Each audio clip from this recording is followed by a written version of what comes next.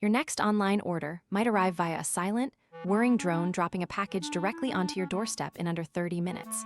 We're exploring how autonomous aviation is set to revolutionize global logistics and reshape the way you live.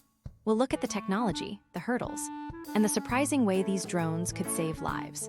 Delivery giants Amazon and Alphabet's Wing are already moving past the experimental phase into active, large-scale deployment.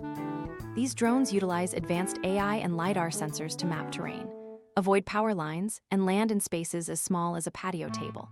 Instead of massive delivery trucks idling in traffic, these aircraft bypass congestion entirely by utilizing the low-altitude sky as a highway. It's a fundamental shift from human-operated ground transport to efficient machine-led aerial networks.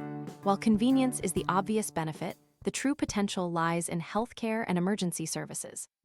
Drones are currently being used to transport life-saving blood supplies, vaccines, and defibrillators to remote or disaster-stricken areas where traditional vehicles fail.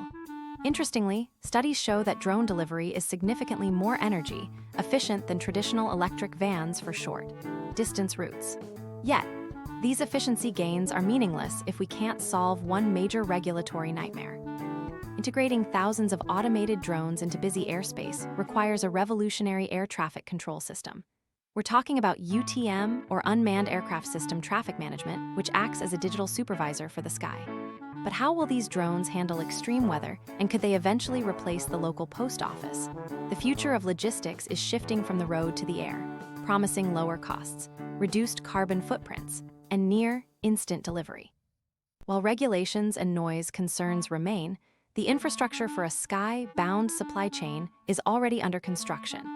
If you enjoyed this glimpse into our autonomous future, hit that button and subscribe for more deep dives into the technologies shaping tomorrow.